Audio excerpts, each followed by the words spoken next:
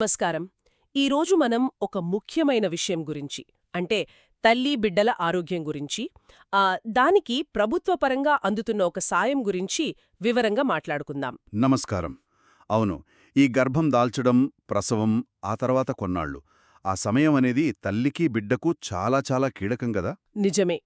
సరైన తిండి, rest, doctor సలహాలు అన్నీ కావాలి. కరెక్ట్. సరిగ్గా ఇక్కడే ప్రధానమంత్రి మాతృవందన యోజన అంటే PMMVY పథకం రోల్ ప్లే చేస్తోంది. దీని గురించి మన దగ్గర కొంత సమాచారం, కొన్ని నోట్సున్నాయి. హ్మ్, వాటి ఆధారంగా అసలు ఈ పథకం ఎందుకు, ఏమిటి, ఇది ఎలా పనిచేస్తోంది, ఎవరికి ఉపయోగం, ఎలాంటి మార్పులు తెస్తోంది, ఇంకా గర్భిణీలు తీసుకోవలసిన జాగ్రత్తలు, ఇవన్నీ కాస్త లోతుగా చూద్దామీరోజు. మంచిదే. ముందుగా అసలు ఈ పథకం ఎందుకు అవసరమైందంటారా? అంటే చాలామంది మహిళలు, ముఖ్యంగా రోజు కూలీకి వెళ్లేవాళ్లు, వాళ్ళు గర్భవతిగా ఉన్నా కూడా చివరి నెల దాకా పనిచేస్తూనే ఉంటారు. అవును, వాళ్ల పరిస్థితి ఎలా ఉంటుంది? పనికెళ్తేనే కదా పూట గడిచేది. నిజమే. దానివల్ల ఏమవుతుంది? సరైన విశ్రాంతి ఉండదు. ఒక్కోసారి తినడానికి కూడా సరిగా ఉండదు. అనీమియా అంటే రక్తహీనత, నీరసం వస్తాయి. పుట్టే పిల్లలు కూడా తక్కువ బరువుతో పుట్టే ప్రమాదముంది. అమ్మో. ఆ ప్రసవమయ్యాక కూడా వెంటనే మళ్లీ పనుల్లోకి వెళ్ళిపోవలసి వస్తుంది. దాంతో శరీరం కోలుకోదు. ఈ కష్టాలన్నీ తగ్గించి తల్లీబిడ్డల ఆరోగ్యాన్ని బాగుచేయాలనే ఉద్దేశంతో ప్రభుత్వం దీన్ని తీసుకొచ్చింది. అంటే వాళ్లకు ఆ టైంలో కొంచెం రెస్ట్ దొరకడానికి, మంచి ఆహారం తినడానికి ఒక ఆర్థిక సహాయం లాంటిదన్నమాట. ఖచ్చితంగా. వాళ్లు పనికి వెళ్లకపోవడం వల్ల వచ్చే వేతన నష్టాన్ని కొంతవరకు భర్తీ చేయడం దీని ముఖ్య ఉద్దేశ్యం. అంటే వాళ్లు విశ్రాంతి తీసుకోవడానికి, ఆరోగ్యం మీద శ్రద్ధ పెట్టడానికి ఇదొక రకంగా ప్రోత్సాహం. ఆసక్తికరంగా ఉంది. సరే, మరి ఈ పథకం ఎవరికి వర్తిస్తుంది? అంటే అందరికీ ఇస్తారా? ఎంత ఇస్తారు? ఈ వివరాలు చెప్పండి. చెప్తాను. ఇది ప్రధానంగా మొదటి కాంపనకు మాత్రమే. అంటే మొదటిసారి గర్భం దాల్చిన మహిళలకు, పాలు ఇచ్చే తల్లులకు వర్తిస్తుంది. మొదటి కాంపునకు మాత్రమేనా? అయితే కేంద్ర రాష్ట్ర ప్రభుత్వ ఉద్యోగాలు చేసేవాళ్లకి, అలాగే ప్రభుత్వ కంపెనీలో పనిచేసేవాళ్లకి ఇది వర్తించదు. ఎందుకంటే వాళ్లకు సాధారణంగా జీతంతో కూడిన మెటర్నిటీ లీవ్ సౌకర్యం ఉంటుంది కదా. ఓకే. అంటే ప్రైవేట్ జాబ్స్ చేసేవాళ్లు, రోజు కూలీలు, ఇళ్లలో పనిచేసేవాళ్లు, వ్యవసాయం చేసే మహిళలు, ఇలాంటి వారందరికీ ఇది చాలా ఉపయోగం అన్నమాట. అవును, వారందరికీ. ఇంకా చెప్పాలంటే మన అంగన్వాడీ వర్కర్లు, AWW, హెల్పర్లు, AWH, ఆశా వర్కర్లున్నారు కదా, వాళ్లు కూడా అర్హులే. అది మంచి విషయం. ఇక డబ్బు విషయానికొస్తే మొత్తం 5,000 రూపాయలు ఇస్తారు. 5,000? అవును. ఇది 3 విడతల్లో నేరుగా వాళ్ల బ్యాంక్ అకౌంట్కి గాని, పోస్టాఫీస్ అకౌంట్కి గాని వేస్తారు. 3 విడతలు అన్నారు కదా, ఎందుకు అలా? ఒకేసారి ఇవ్వొచ్చు కదా? అక్కడే ఉందసలు విషయం. ఇది కేవలం డబ్బు ఇవ్వడమే కాదు, కొన్ని ముఖ్యమైన ఆరోగ్య జాగ్రత్తలు తీసుకునేలా చూడటం కూడా దీని వెనకున్న ఉద్దేశ్యం. చూడండి. మొదటి విడత ఒక 1,000 రూపాయలు, గర్భం కన్ఫర్మ్ అయిన వెంటనే, అంటే సుమారు 5 నెలల లోపు దగ్గర్లోని అంగన్వాడీ సెంటర్లో కానీ, హెల్త్ సెంటర్లో కానీ పేరు నమోదు చేసుకుంటే వస్తుంది. సరే, దీనివల్ల వాళ్ళు ముందుగా హెల్త్ సిస్టంలోకి వస్తారన్నమాట. అవును.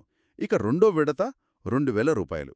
ఇది గర్భం దాల్చిన 6 నెలల తర్వాత కనీసం ఒక్కసారైనా యాంటీనేటల్ చెకప్, అంటే గర్భిణీ ఆరోగ్య పరీక్ష చేయించుకుంటే ఇస్తారు. అంటే డాక్టర్ని కలవాలన్నమాట. తప్పకుండా. ఇక మూడో విడత ఇంకో 2,000 రూపాయలు. ఇది బిడ్డ పుట్టిన తర్వాత జనన నమోదు, అంటే బర్త్ సర్టిఫికెట్ రిజిస్ట్రేషన్ చేయించి బిడ్డకు మొదట వేయాల్సిన ముఖ్యమైన టీకాలు BCG, polio, DPT, hepatitis B లాంటివి వేయిస్తే అప్పుడొస్తుంది. ఆహా, భలే ఉంది. అంటే ప్రతి విడత డబ్బులకి ఒక ఆరోగ్యపరమైన పనిని ముడిపెట్టారు. చాలా తెలివిగా ప్లాన్ చేశారు. ఇదంతా ఎలా ట్రాక్ చేస్తారు మరి? దానికోసం తల్లి మరియు శిశు సంరక్షణ కార్డ్, MCP కార్డ్ అని ఒకటుంటుంది. గర్భం దాల్చినప్పట్నుంచి బిడ్డకు టీకాలు పూర్తయ్యే వరకు జరిగే అన్ని చెకప్స్, టీకాల వివరాలు అందులో రాస్తారు. ఓకే, ఆ కార్డు చాలా ముఖ్యమన్నమాట. అవును, ఆ కార్డు ఆధారంగానే డబ్బులు రిలీజవుతాయి. మరి అప్లై చేసుకోవడం ఎలా? కొంచెం సింపుల్గా చెప్పండి. చాలా సులభం. దగ్గరలో ఉన్న అంగన్వాడీ సెంటర్కి గాని, ప్రభుత్వ ప్రాథమిక ఆరోగ్య కేంద్రానికి PHC గాని వెళ్ళాలి. సరే. అక్కడ ఫారం 1A దొరుకుతుంది. అది నింపి దాంతోపాటు తల్లి ఆధార్ కార్డు, భర్త ఆధార్ కార్డు ఉంటే బ్యాంక్ పాస్బుక్ కాపీ లేదా post office account details MCP card copy ఇవ్వాలి. మ్మ్. తర్వాత రెండో విడతకు ఫారం 1B, మూడో విడతకు ఫారం 1C నింపి ఇవ్వాలి. ముఖ్యంగా గుర్తుపెట్టుకోవాల్సిందేంటంటే ఫారం ఇచ్చిన ప్రతిసారీ వాళ్ళ దగ్గరుంచి రసీదు అక్నాలెడ్జ్మెంట్ స్లిప్ తప్పకుండా తీసుకోవాలి. అది ముఖ్యం. ప్రూఫ్ ఉంటుంది. అవును, డబ్బులు డైరెక్ట్ బెనిఫిట్ ట్రాన్స్ఫర్ డీబీటీ పద్ధతిలో నేరుగా అకౌంట్కే వస్తాయి, చేతికివ్వరు. అప్లై చేయడానికి ఏదైనా టైం లిమిట్ ఉందా? లేటైతే రావా? ఉంది. బిడ్డ పుట్టిన తర్వాత నుంచి సుమారు 730 రోజులు అంటే దాదాపు 2 సంవత్సరాల లోపు అన్ని విడతల కోసం క్లెయిమ్ చేసుకోవాలి. ఆ తర్వాత కుదరదు. అందుకే వీలైనంత త్వరగా రిజిస్టర్ చేసుకోవాలి. అర్థమైంది. కొన్నిసార్లు అనుకోనివి జరుగుతాయి కదా. అంటే ఇప్పుడు ఒకవేళ గర్భస్రావం అయితే పరిస్థితి ఏంటి? వాళ్ళు అనర్హులైపోతారా? మంచి ప్రశ్న అడిగారు. లేదు, అలా ఏం జరగదు. ఒకవేళ మొదటి విడత డబ్బులు తీసుకున్నాక గర్భస్రావం, మిస్క్యారేజ్ లేదా మృతజననం స్టిల్ బర్త్ జరిగినా వాళ్లు బాధపడక్కర్లేదు. భవిష్యత్తులో వాళ్లు మళ్లీ గర్భం దాల్చినప్పుడు మిగిలిన 2 విడతల డబ్బులు పొందవచ్చు. ఓ అలాగా. అది తెలియక చాలామంది కంగారు పడతారేమో. అవును. అలాగే ఒకవేళ బిడ్డ పుట్టిన తర్వాత దురదృష్టవశాత్తు శిశుమరణం సంభవించినా కూడా తల్లి మిగిలిన విడతలకు సంబంధించిన షరతులు అంటే బర్త్ రిజిస్ట్రేషన్, వ్యాక్సినేషన్ లాంటివి పూర్తి చేసి ఉంటే ఆ డబ్బులు ఆమెకు అందుతాయి. ఎందుకంటే తల్లి ఆరోగ్యం, ఆమె రికవరీ కూడా ముఖ్యం కదా. అది కూడా మంచి పాయింటే. మరి కవలలు పుడితే అప్పుడు డబల్ అమౌంట్ వస్తుందా? లేదు. కవలలు లేదా ట్రిప్లెట్స్ పుట్టినా కూడా దాన్ని మొదటి కాన్పుగానే లెక్కిస్తారు. కాబట్టి తల్లికి మొత్తం 5,000 రూపాయలే అందుతాయి. మన దగ్గరున్న సమాచారం ప్రకారం ఉదాహరణకు ప్రధా అనే మహిళకు కవలలు పుట్టినా కూడా ఇదే పద్ధతిలో పూర్తి మొత్తం అందింది. సరే, ఆధార్ కార్డు తప్పనిసరా? అవును. చాలా వరకు అన్ని రాష్ట్రాల్లో తల్లి ఆధార్, భర్త ఆధార్ కూడా తప్పనిసరి చేశారు. దాన్ని బ్యాంక్ అకౌంట్తో లింక్ చేయడం కూడా ముఖ్యం. ఏమైనా డౌట్స్ ఉంటే అంగన్వాడీ వర్కర్ని అడిగితే వాళ్ళు క్లియర్గా చెప్తారు. మొత్తానికి ప్రభుత్వ ఉద్యోగులు, పిఎస్యు ఎంప్లాయీస్, ఆల్రెడీ ఒక బిడ్డ ఉన్నవాళ్లు, వీళ్ళు అర్హులు కాదు, కరెక్టేనా? కరెక్ట్. వాళ్ళకి వర్తించదు. ఏమైనా ఇబ్బందులు వస్తే ఫారం నింపడంలో గాని, డాక్యుమెంట్స్ విషయంలో గాని ఎవర్ని కలవాలి? దగ్గర్లో ఉన్న అంగన్వాడీ వర్కర్ లేదా ఏఎన్ఎం ఆరోగ్య కార్యకర్త లేదా ఆశా వర్కర్, వీళ్ళలో ఎవరినైనా సంప్రదించవచ్చు. వాళ్ళు తప్పకుండా సహాయం చేస్తారు. ఓకే, పథకం ఎలా పనిచేస్తుందో, నియమాలేంటో బాగా అర్థమైంది. కానీ అసలు ప్రశ్న ఏంటంటే, ఇదంతా నిజంగా క్షేత్రస్థాయిలో పనిచేస్తోందా? ప్రజల జీవితాల్లో ఏమైనా మార్పు కనిపిస్తోందా? కేవలం డబ్బులు అకౌంట్లో పడటం వరకేనా, లేక అంతకు మించిన ప్రభావమేమైనా ఉందా? ఖచ్చితంగా ఉంది. ఇది కేవలం డబ్బులివ్వడం మాత్రమే కాదు, అంతకు ముంచి చాలా సామాజిక, ఆరోగ్యపరమైన మార్పులకు ఒక కారణమవుతోంది. మన దగ్గరున్న సమాచారం, కొన్ని నిజ జీవిత అనుభవాలు చూస్తే అది తెలుస్తుంది. చెప్పండి కొన్ని ఉదాహరణలు. ఇప్పుడు రమ్య అనే ఒక గ్రామీణ మహిళ అనుభవం తీసుకుందాం. ఆమె చెప్పిన దాని ప్రకారం వచ్చిన డబ్బులతో గర్భవతిగా ఉన్నప్పుడు పండ్లు, పాలు లాంటివి కొనుక్కుందట. డాక్టర్ దగ్గరికి వెళ్ళడానికి ఆటో ఖర్చులకు వాడుకుందట. బిడ్డకు టైంకి టీకాలు వేయించడానికి కూడా ఆ డబ్బు ఉపయోగపడిందట. ఆ డబ్బులు లేకపోతే బహుశా ఇవన్నీ నేను చేసేదాన్ని కాదేమో అని ఆమె అంది. అంటే ఆ కొద్దిపాటి డబ్బు కూడా ఆమె ఆరోగ్య నిర్ణయాలను పాజిటివ్గా ప్రభావితం చేసిందన్నమాట. పట్టణాల్లో కూడా ఇలాంటి ప్రభావముందా? ఉంది. లత అనే ఒక టేలర్ పనిచేసే మహిళ. ఆమె గర్భవతిగా ఉన్నప్పుడు పనిభారం తగ్గించుకుని కొంచెం విశ్రాంతి తీసుకోవడానికి ఈ డబ్బు ఉపయోగపడిందని చెప్పింది. హాస్పిటల్ ఖర్చులకు కూడా కొంచెం అండగా నిలిచిందట. ఇంతకుముందు మీరు అంగన్వాడీ, ఆశా వర్కర్లు కూడా అర్హులే అన్నారు. వాళ్ల అనుభవాలెలా ఉన్నాయి? అవును. రేణుక అనే ఒక ఆశా కార్యకర్త ఉదాహరణ చూడండి. ఆమె స్వయంగా ఈ పథకం కింద లబ్ధి పొందింది. ఆ తర్వాత ఆమె మరింత ఉత్సాహంగా తన గ్రామంలోని మిగతా గర్భిణీలకు ఈ పథకం గురించి చెప్పి వాళ్లచేత అప్లై చేయించి వాళ్లకి అవగాహన కల్పించింది. అంటే ఇది ఒకరి నుంచి ఒకరికి స్ఫూర్తిని కూడా ఇస్తోంది. బాగుంది. మరి కుటుంబంలో మగవాళ్ల స్పందన ఎలా ఉంటోంది? రాజు అనే ఒక భర్త అనుభవం వినండి. ఆయనేమన్నాడంటే, నా భార్య అకౌంట్లో డబ్బులు పడినప్పుడు నాకు చాలా సంతోషం వేసింది. ఏదో కుటుంబానికి భరోసా దొరికినట్టు అనిపించింది. ఆ డబ్బులతో పాపకి అవసరమైన బట్టలు, సబ్బులు కొన్నాం అని చెప్పాడు. అంటే ఇది కుటుంబ బాధ్యతలో కూడా భాగస్వామ్యాన్ని పెంచుతోంది. ఈ అనుభవాలు వింటుంటే ఇది ఆర్థికంగానే కాదు, మానసికంగా కూడా ఒక ధైర్యాన్నిస్తున్నట్టుంది. నిజమే. మరి సమాజ స్థాయిలో చూస్తే పెద్ద మార్పులేమైనా కనిపిస్తున్నాయా? కల్పిస్తున్నాయి. ముఖ్యంగా 3 విషయాలు చెప్పొచ్చు. 1. మహిళల్లో ఆరోగ్య అవగాహన పెరిగింది. ముఖ్యంగా గ్రామాల్లో సరైన టైంకి డాక్టర్ చెకప్స్ చేయించుకోవాలి, టీకాలు వేయించాలి అనే స్పృహ బాగా పెరిగింది. అంతకుముందు డబ్బులెందుకు దండగా, ఇంట్లోనే కాన్పు చేసుకోవచ్చు అనుకునేవాళ్లు కూడా ఇప్పుడు ఆలోచన మార్చుకుంటున్నారు. ఇందులో మన అంగన్వాడీ, ఆశా వర్కర్ల కృషి చాలా ఉంది. రెండవది సంస్థాగత ప్రసవాలు పెరిగాయి. అంటే హాస్పిటల్స్లో, ఆరోగ్య కేంద్రాల్లో డెలివరీలు చేయించుకోవడం పెరిగింది. ఈ పథకంతో పాటు జననీ సురక్షా యోజన కింద హాస్పిటల్ డెలివరీకి ఇచ్చే డబ్బులు కూడా దీనికి కారణం. దీనివల్ల తల్లీబిడ్డల మరణాలు తగ్గుతాయి. ఇది చాలా ముఖ్యమైన మార్పు. ఇక మూడవది మహిళల చేతికి కొంత ఆర్థిక స్వాతంత్రం వస్తోంది. డబ్బు నేరుగా ఆమె అకౌంట్లో పడటం వల్ల ఆ డబ్బును ఎలా ఖర్చు పెట్టాలి అనే దానిపై ఆమెకు కొంత అధికారం వస్తుంది. కుటుంబంలో ఆమె మాటకు విలువ పెరుగుతుంది. ఇది చిన్న విషయంగా అనిపించినా మహిళా సాధికారత వైపు ఇదొక ముందడుగు. నిజమే. ఆరోగ్య అలవాట్లను మార్చడం, సామాజికంగా మార్పు తీసుకురావడం చాలా బాగుంది.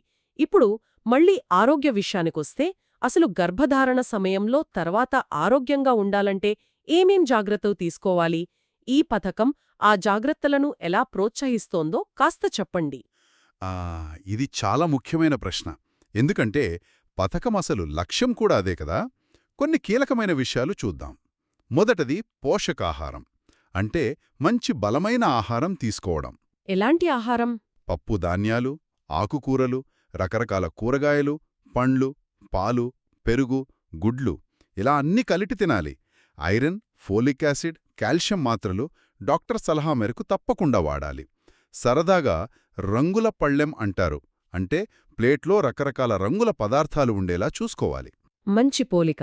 రెండవది doctor checkups. Antenatal care, ANC అంటారు కదా. గర్భం దాల్చినప్పటినుంచి కనీసం 4 సార్లైనా డాక్టర్ని గాని, ఆరోగ్య కార్యకర్తని గాని కలవాలి.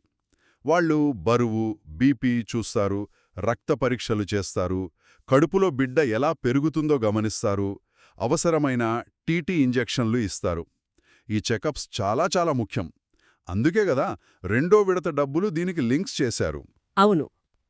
తర్వాత మూడవది విశ్రాంతి. తగినంత నిద్రపోవాలి. పగటిపూట కూడా కనీసం 1-2 గంటలు నడుం వాల్చాలి. బరువులెత్తడం, ఎక్కువసేపు వంగి పనిచేయడం, ఎక్కువ శ్రమ పడటం తగ్గించుకోవాలి. తల్లి విశ్రాంతి తీసుకుంటేనే కడుపులో బిడ్డ సంతోషంగా ఉంటాడు అంటారు గదా. ఈ పథకమిచ్చే ఆర్థిక సహాయం ఆ విశ్రాంతి తీసుకోవడానికి కొంత వీలు కల్పిస్తుంది. ఇక బిడ్డ పుట్టాక తీసుకోవాల్సిన జాగ్రత్తలు. బిడ్డ పుట్టిన వెంటనే వీలైనంత త్వరగా గంటలోపే ముర్రుపాలు పట్టించాలి. అది పసుపురందులో చిక్కగా ఉంటుంది. అదే బిడ్డకు మొదటి టీకా లాంటిది. రోగ నిరోధక శక్తిని బాగా పెంచుతుంది. దాన్నస్సలు మిస్ చేయకూడదు. అస్సలు. అలాగే మొదటి 6 నెలలు కేవలం తల్లిపాలు మాత్రమే ఇవ్వాలి. పైన నీళ్లు కూడా పట్టకూడదు. ఆ తర్వాత టీకాలు. బిడ్డకు సరైన టైంలో వేయించాల్సిన టీకాలన్నీ క్రమం తప్పకుండా వేయించాలి. జనన సమయంలో 6 వారాలకి, 10 వారాలకి, 14 వారాలకి ఇలా షెడ్యూల్ ఉంటుంది. ఇవి ప్రాణాంతకమైన రోగాల నుంచి బిడ్డను కాపాడతాయి. అందుకే 3వ విడత డబ్బులకు జనన నమోదుతో పాటు ఈ మొదటి దశ టీకాలను కూడా జతచేశారు. చివరిగా ఇంకో ముఖ్యమైన విషయం. శారీరక ఆరోగ్యంతో పాటు తల్లి మానసిక ఆరోగ్యం కూడా చాలా ముఖ్యం. ప్రసవం తర్వాత కొందరు డిప్రెషన్కు లోనవుతారు. ఆ టైంలో కుటుంబ సభ్యుల సపోర్ట్, ముఖ్యంగా భర్త సహకారం, ప్రేమ చాలా అవసరం. ఇంట్లో ప్రశాంతమైన వాతావరణం ఉండాలి. అద్భుతం. ఈ ఆరోగ్య సూచనలు, పథక నియమాలు ఎంత చక్కగా ఒకగానికొకటి ముడిపడి ఉన్నాయో ఇప్పుడు చాలా స్పష్టంగా అర్థమైంది. కాబట్టి మొత్తం మీద మనం ఏం చెప్పచ్చు? ప్రధానమంత్రి మాతృవందన యోజన PMMVY ఇది కేవలం డబ్బులిచ్చే స్కీమ్ కాదు. ఇది చాలా తెలివిగా రూపొందించిన ఒక పథకం. ఇది గర్భిణీలకు, బాలింతలకు అవసరమైన ఆర్థిక సహాయం అందిస్తూనే వాళ్లను సరైన ఆరోగ్య జాగ్రత్తలు తీసుకునేలా, అంటే టైంకి చెకప్స్ చేయించుకోవడం, టీకాలు వేయించడం, మంచి ఆహారం తినడం, విశ్రాంతి తీసుకోవడం వంటివి చేసేలా సున్నితంగా ప్రోత్సహిస్తుంది. అవును, ఆరోగ్యకరమైన అలవాట్లను పెంచుతుంది. అంతే. ఆరోగ్యకరమైన తల్లులు, ఆరోగ్యకరమైన పిల్లలు. ఇదే దీని అంతిమ లక్ష్యం. దాంతోపాటే సమాజంలో ఆరోగ్య అవగాహన పెరగడం, హాస్పిటల్ డెలివరీలు ఎక్కువవడం, మహిళల చేతికి కొంత డబ్బు రావడం వంటి మంచి సామాజిక మార్పులు కూడా దీనివల్ల వస్తున్నాయి. సరిగ్గా చెప్పారు. ఇక ముగింపుగా ఒక్క మాట. ఈ పథకం వల్ల ఇప్పుడు కలుగుతున్న లాభాలు అంటే ఆర్థిక సహాయం, ఆరోగ్య మెరుగుదల ఇవి మనకు కనిపిస్తున్నాయి. కానీ దీని గురించి మనం ఇంకొంచెం దీర్ఘకాలికంగా ఆలోచించాలి. అంటే ఇది భవిష్యత్తు తరాల ఆరోగ్యంపైన, మహిళల సాధికారతపైన, మన సమాజం ఆలోచించే విధానంపైన లాంగ్ టర్మ్లో ఎలాంటి బలమైన పాజిటివ్ ముద్ర వెయ్యగలదు అనేది ఆలోచించాల్సిన విషయం. ఇది కేవలం తక్షణ సాయం కాదు, ఒక రకంగా భవిష్యత్తుకు పెట్టుబడి. ఖచ్చితంగా ఆలోచించాల్సిన విషయమే అది. చాలా విలువైన సమాచారాన్ని అందించారు. ఇంతటితో ఈనాటి మన చర్చను ముగిద్దాం. నమస్కారం. నమస్కారం.